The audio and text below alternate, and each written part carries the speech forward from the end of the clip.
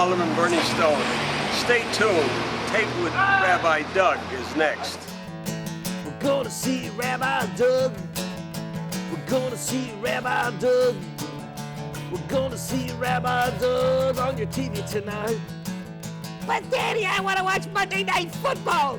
Forget about Monday Night Football. There's no other thing we're going to watch on Monday but Rabbi Doug. Yeah, Rabbi Doug on TV tonight. We're going to see Rabbi Doug. Oh, everybody talk about Doug. Shalom and welcome to Taped with Rabbi Doug. We are here in West Rogers Park in Chicago, and I am in front of Tel Aviv Bakery. International Holocaust Memorial Day took place this week. And right after that, vandalism, anti-Semitic vandalism took place in West Rogers Park here at Tel Aviv Bakery. You can see that they smashed the window here.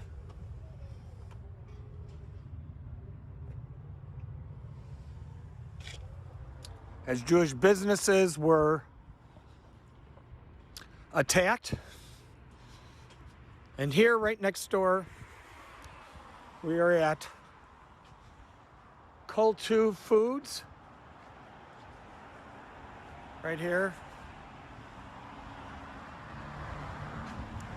And Kol2's had their windows smashed. We're here now at the corner of California and North Shore, 2800 North Shore, Congregation KINS in West Rogers Park. And as we walk along the building here, we see that vandalism once again from anti-Semitic acts took a toll on this building and this synagogue, as one of their emergency exit doors leading to their sanctuary right near the Ark and the Torah scrolls was vandalized the very same night. And you can see right here that this window was smashed in from this emergency exit.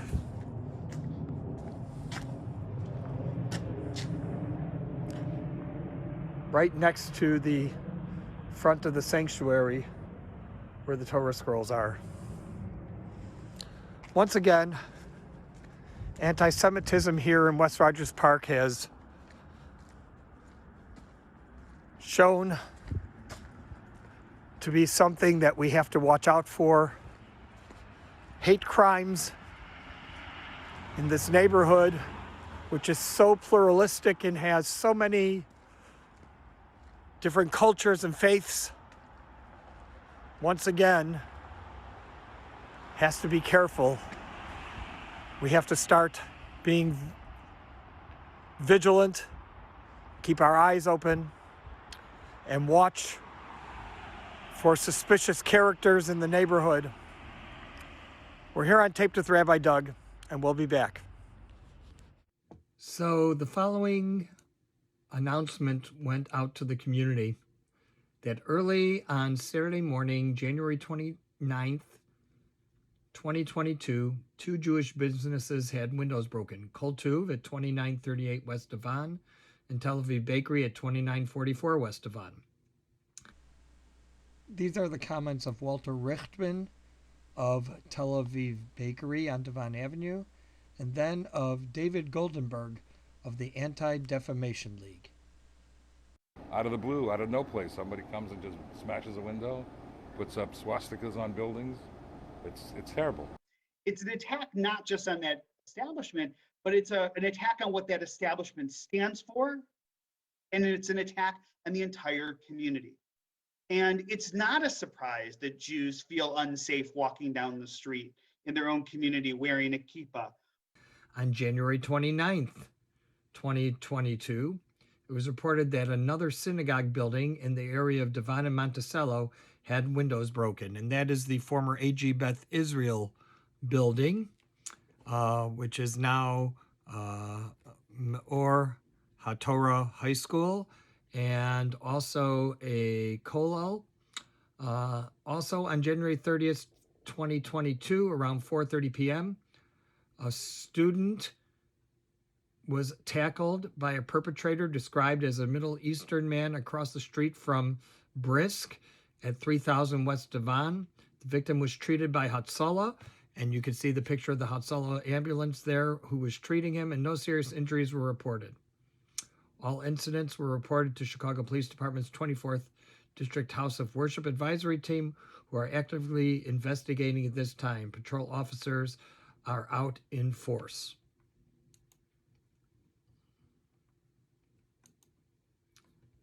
The next community update said the following. Concerned Citizens League has been made aware of several incidents in the Devon Avenue Community Corridor in West Rogers Park area over the past several days. Jewish businesses and synagogues had windows broken and were defaced with spray-painted swastikas. All incidents, once again, were reported to Chicago Police Department's 24th District House of Worship Advisory Team, and the suspect is currently in custody. That first announcement didn't even include the breaking of the window at Congregation Kins at 2800 West North Shore on the corner of California Avenue.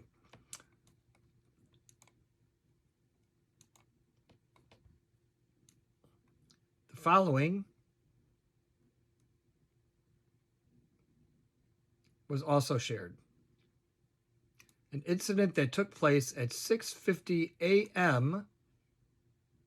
on February 1st in front of B'nai Ruvain congregation at 6350 North Whipple at the corner of Devon Avenue had a vehicle described as a gray early 90s Toyota Corolla station wagon, and it was observed parked in front of the synagogue on the corner of Whipple and Devon.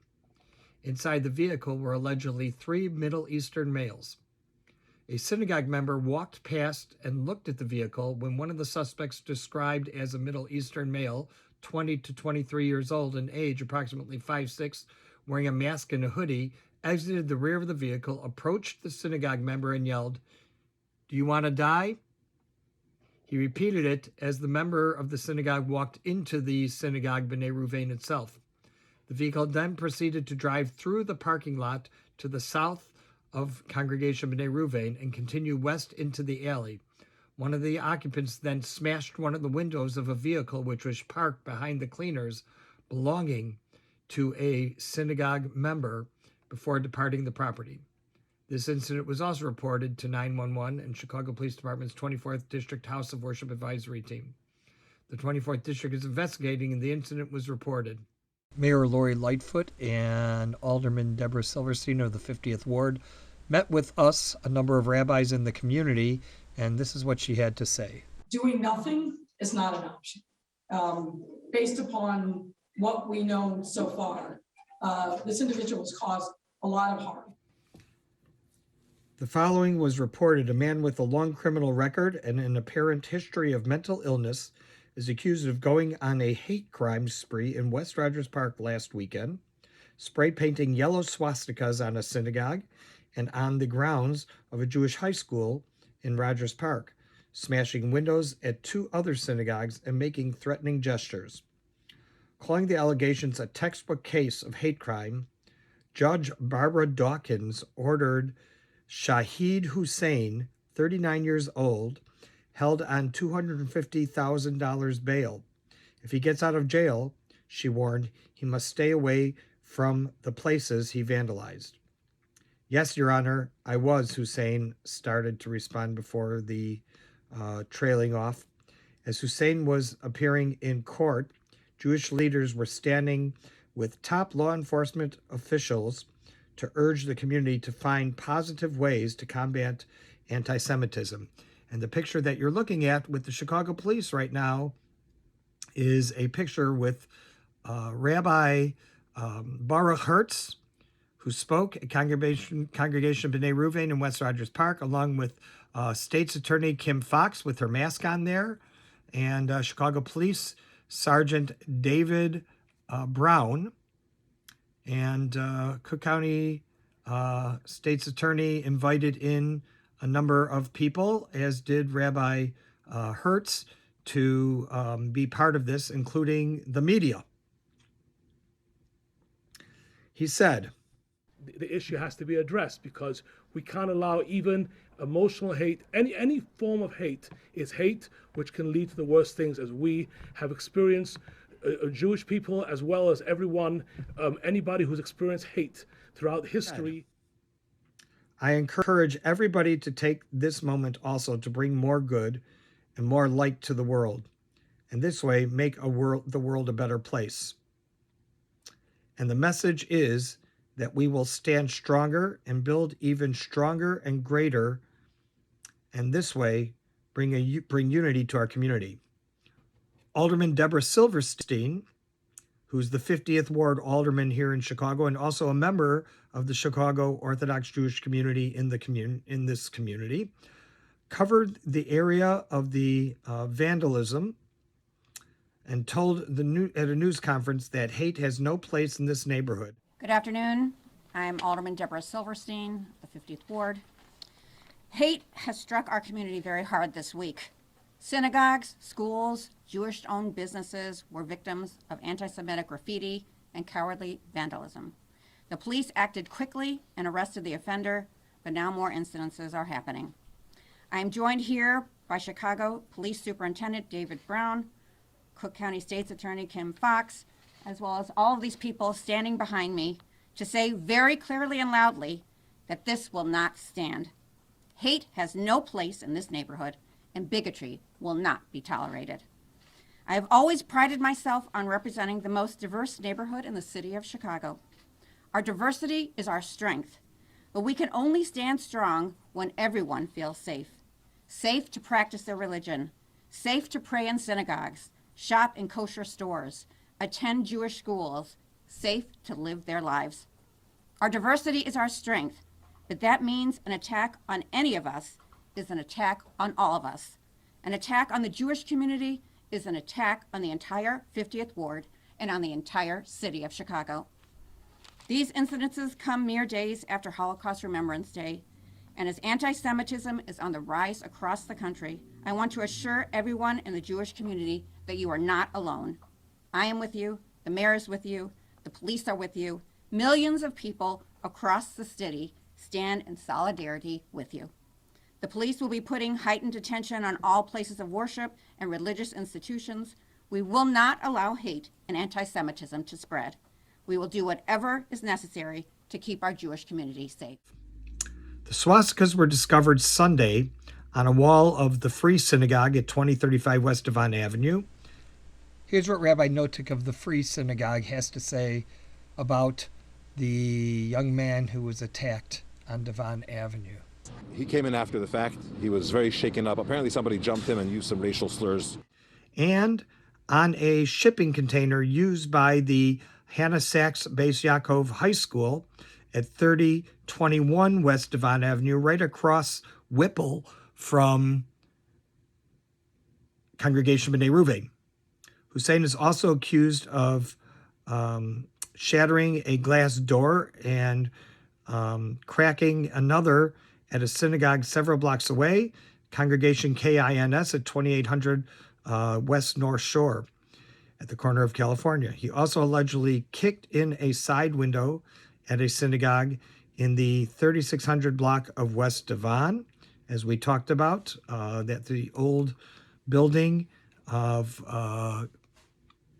AG Beth Israel, where two teens in a dormitory saw Hussein wearing a cape and a red hat as he yelled about the Jews while breaking lights, according to Assistant State's Attorney James Murphy. A different witness described the cape Hussein was wearing as having a yellow swastika on it, Murphy said. Hussein was seen on video miming with his hands as if he was racking and firing a shotgun as he walked around the building, Murphy said. In a post on Facebook, Hussein wore a false Hitler mustache and made Nazi-like arm salutes while admitting to causing some of the damage, Murphy said. Police Superintendent David Brown told reporters... Good afternoon, everyone. Just a few comments, and then I'll turn it over to Cook County State's Attorney Kim Fox. First of all, I want to also start by thanking Rabbi Hertz for his invitation to utilize this facility for our press conference, as well as members of the community and Commander Brennan. A special note to Commander Brennan, he's the commander of the 24th District. We are here to announce felony hate crime charges in the targeting and vandalism of several synagogues and schools on Sunday.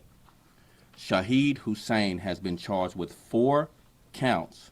Let me go ahead and give a spelling of Shahid Hussein's name, S-H-A-H-I-D, like David, Hussein, common spelling, H-U-S-S-A-I-N, has been charged with 4 counts of felony hate crimes, 2 felony counts of defacement, and 2 felony counts of criminal damage in connection to these 4 incidents. 2 felony counts of hate crime involving a church or synagogue, 2 felony counts of hate crime involving a school, 2 felony counts of defacement of property involving a school, 2 felony counts of criminal damage involving a school. These acts of hate gripped the West Rogers Park community and shocked the city of Chicago. In fact, just this morning, a member of the congregation was threatened by several individuals right outside these doors that we have an open investigation on. Thankfully, he's all right, and the Chicago Police Department is obviously investigating.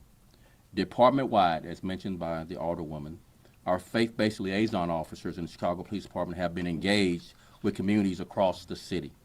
Here in the 24th District, faith-based liaisons, known as our Place of Worship Safety Advisory Team, continues to work to address safety concerns and advise on security measures. But of all these incidents are stark reminders we have been unrelenting in making our communities safer. We can never, ever downplay hate. We can't give it any room to hide. And we cannot tolerate, and we will not tolerate hate. As was mentioned just days ago on January 27, we marked International Holocaust Day of Remembrance, where we commemorated the liberation of Auschwitz concentration camp. We remember the horrors of the Holocaust so that we may never repeat them. And we hold on to these memories of those lost and the hope of those who survive because we must. Here, together, right now, we are that hope. That's why I believe this demonstration of unity here today behind me and beside me is necessary. It's timely, and obviously it's poignant.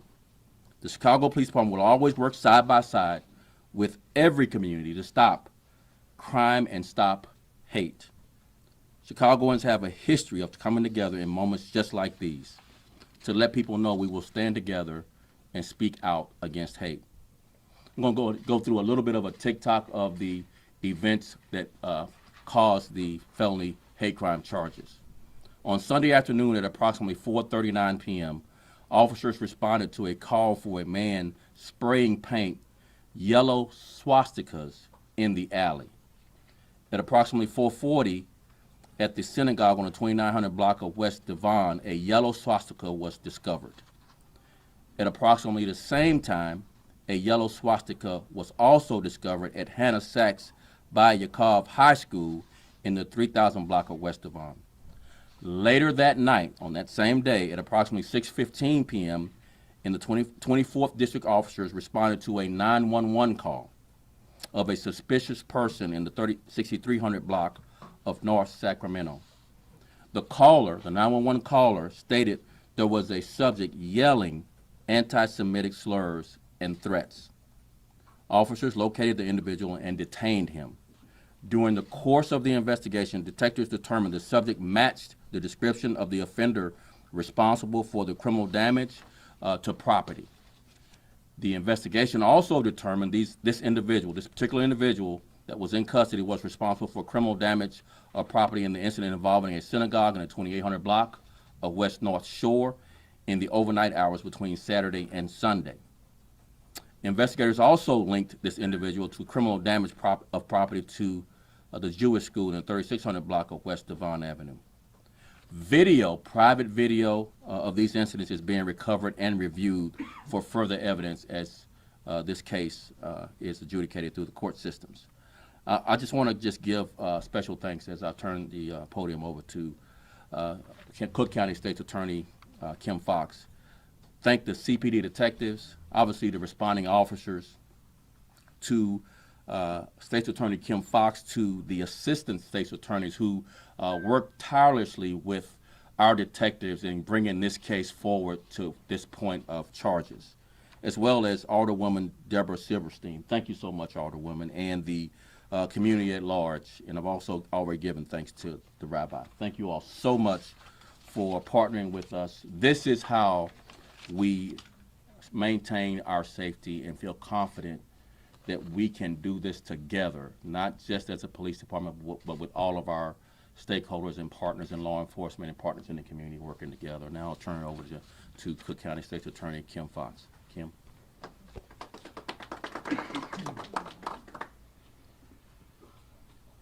Thank you, Superintendent. Thank you, Rabbi, for hosting us. And it is unfortunate that it is under these circumstances. Thank you, Alderman, for welcoming us into the ward. As the superintendent has indicated, the Cook County State's Attorney's Office has approved felony hate crime charges as well as criminal damage to property charges. The accused, the defendant at this point, is before bond court as we speak. I had hoped to have some information to you by now, but it is happening live. You probably know more than I do. I can tell you, if you can tell me, not yet. It's happening now. What I can tell you is that the defendant has been on parole for a 2017 forgery case, as well as a 2017 burglary case out of DuPage County. This matter will be handled by our hate crime specialist within the Cook County State's Attorney's Office, ensuring that we have the most expertise on dealing with hate crimes available. As the superintendent has said, this was a collaborative effort. We're grateful for the hard work and dedication by the Chicago Police Department and their detectives who work side by side with the Cook County Assistant State's Attorneys, as well as to members of the community. As he already indicated, it's hard to follow when you have all the good points. We don't do this work alone in law enforcement. The best work that we do is in collaboration with community. And what I have learned in my short time here in watching the girls go about their day here at school, undeterred by these acts, it is the coming together and the resiliency of this community that demonstrates what is in fact possible. I want to reiterate that those who engage in hate will be held accountable. Those who seek to do harm, to destabilize communities will be held accountable. And that accountability doesn't start just here in the community, but in the courtroom. And it will be done because of the work of the collaborative effort of the community, our elected officials, as well as law enforcement. As soon as I have that additional information, probably while you're asking questions of the superintendent, I will make that available to you. But the bond hearing is happening as we speak. So in order for us to charge a hate crime, we have to be able to establish that the motivation for the act was hate, was because of someone's religious affiliation, their race, their sexual identification. So something that, the breaking of a window would ordinarily be what we would call a vandalism case, criminal damage to property. If that vandalism was inspired by or done because of that person's racial affiliation, and we are able to link that, that's what elevates it to a hate crime. And so it takes it from what, may have been a misdemeanor case to a felony and an enhanced felony because of that. Oftentimes, hate crimes are difficult to prove. In instances like this, where we recognize the trend, where we're seeing that these are religious institutions or establishments where the Jewish community frequents, and the symbolism that was used. As was indicated before, we're days out of Holocaust Remembrance. The fact of the matter that a swastika was used gives us a firm footing that whomever was responsible for these acts knew the intention of using that symbol on these institutions, knew what it was meant to elicit. we can also, in building a case, again, working with our partners in law enforcement around the timing of these incidents, around building the case of we were just a few days out from Holocaust Remembrance. This was a symbol that was used during the Holocaust. These were the buildings that were targeted. And so those are the things that make it able for us to elevate this from a simple criminal damage to property or a simple felony to a hate crime, to be able to establish the motivation for it. I'm sorry, I think I have more information. I do. Thank you. Bond was set at $250,000 with special conditions. I'm assuming that the special conditions that he is not to be anywhere near any of these institutions or any of those who have been impacted by that. The next court date is February 7th. With all these things going on, this incident reminds me of one of our shows that we covered back in November of 1993. You'll remember Chicago's Free, which is in this week's incidents with the swastikas on the building on Devon Avenue, used to be located on California Avenue, just south of Devon Avenue, from November 8th of 1993. A table served as a makeshift bar to carry the 3 Torah skulls through the crowd that had gathered in a parking lot Sunday to mourn the destruction of the Synagogue of Friends of Refugees of Eastern Europe, which was burned down. On Friday night, the Sabbath, a suspicious fire reduced the synagogue at 6335 North California Avenue to heaps of rubble and heat-twisted glass. The handwritten Torah scrolls, which contained the basic laws and teachings of Judaism, were burned into blackened chunks of parchment. Sunday's program, which drew more than 2,000 people, was a funeral for the scrolls, a traditional ceremony that would conclude Monday with their burial in a cemetery, which I told you about at Waldheim Cemetery. The largely Russian immigrants congregation grieved not only for the loss of the symbols of faith and strength, but for the loss of a place that for many had served as their first refuge in this country. It's very hard to know what to say now. So if you saw that show that when I covered this back in 1993, drop me a note at info@tvrabbi.com.